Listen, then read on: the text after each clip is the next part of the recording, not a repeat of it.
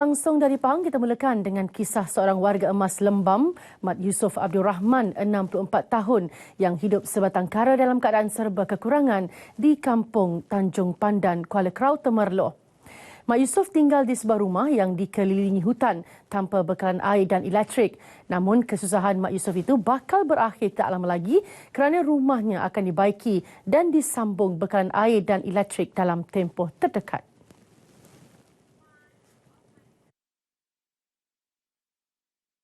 Kesusahan hidup Mat Yusof mendapat perhatian Ahli Parlimen Kuala Krau, Datuk Ismail Mohamed Said, yang menyifatkan kehidupan serba daif itu tidak sepatutnya berlaku pada masa ini. Pak Yusof ni sebenarnya dari segi rumah PPRT dah dapat. Namun begitu pada tahun 2014 baru ni kita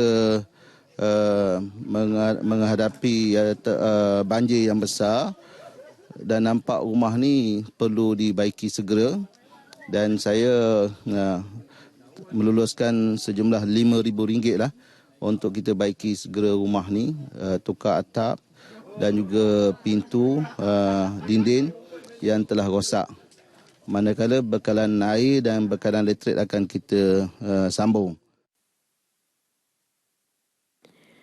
Keadaan rumah Mat Yusof amat daif, terutama selepas kawasan ini dilanda banjir besar pada 2014. Buat sementara waktu, beberapa pihak tampil membantu membersihkan kawasan sekitar, termasuk Kelab Sukarelawan Parlimen Kuala Krau dan Kelab Sukarelawan IM4U. Selain membersihkan kawasan rumah, mereka turut membantu dari segi keperluan barangan keperluan harian dan pakaian. Hari ini kita akan membersihkan rumah pakcik inilah, dan insyaAllah kita akan sentiasa memantau keadaan pakcik ini dari masa ke semasa. Dan daripada segi keperluan harian, kita akan mengumpul sedikit pakaian yang terpakai dan mungkin akan memberi sedikit barangan dapur untuk kegunaan pakcik ini.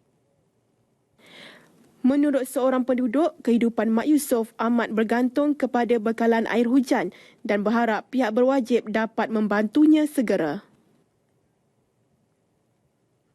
Rumah ni kena banjir pada tahun 2014 ya. Sampai sekarang tak ada bantuan, tak ada perbaikan semula. Air tak ada, api tak ada. Jadi saya tanya dia bila minum air apa? Minum air hujan. Basuh air hujan, mandi air hujan. Jadi itu saya tengok bila rasa kalau diri saya kena rasa macam mana perasaannya. Jadi saya bersebab itu saya kemukakan kepada pihak yang berkewajipan agar dapat tolong bantu.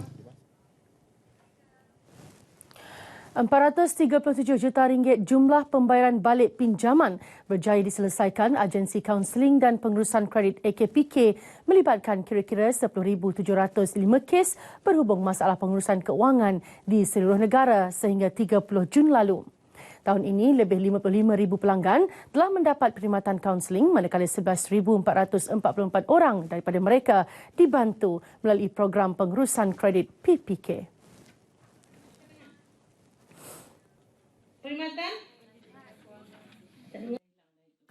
Ketua Bahagian Pendidikan Keuangan AKPK Nur Akmal Yaakob berkata pelbagai perkara menjadi pencetus kepada peningkatan peratusan mereka yang mempunyai masalah keuangan.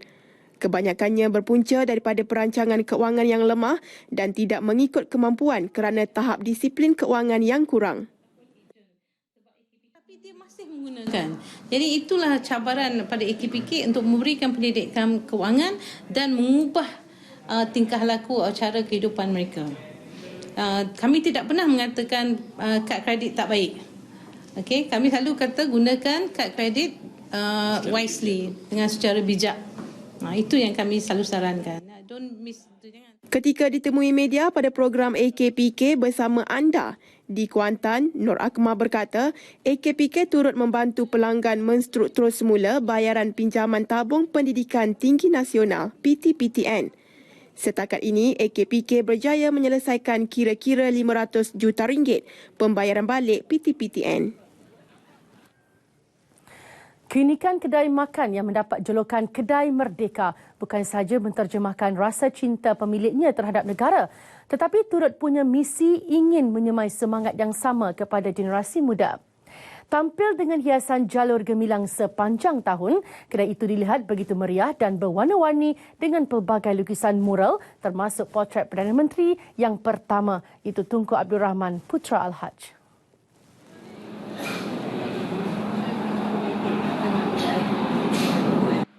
Bagi pemiliknya Wan Rahimi Wan Mohtar, semangat dan cintanya kepada negara tidak dapat dinafikan lagi. Malah beliau tidak menghiraukan apa tanggapan orang terhadapnya apabila melihatnya menghias kedainya dengan jalur gemilang. Namun baginya mesej yang ingin disampaikan lebih penting agar masyarakat sedar akan kepentingan menghargai kemerdekaan yang telah dikecapi sehingga kini.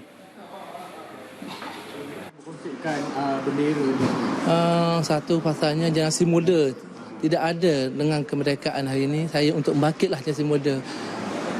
Biar kena artinya kemerdekaan itu. Sebagai orang tua hari ini pun masih kebelakangan yang tidak ambil hormati kemerdekaan itu. Saya rasa itulah saya buatnya.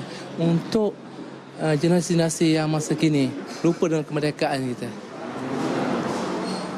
Sejak 16 tahun lalu, Wan Rahimi tidak pernah gagal menghias kedainya dengan hampir 500 helai bendera Malaysia jalur gemilang pelbagai saiz.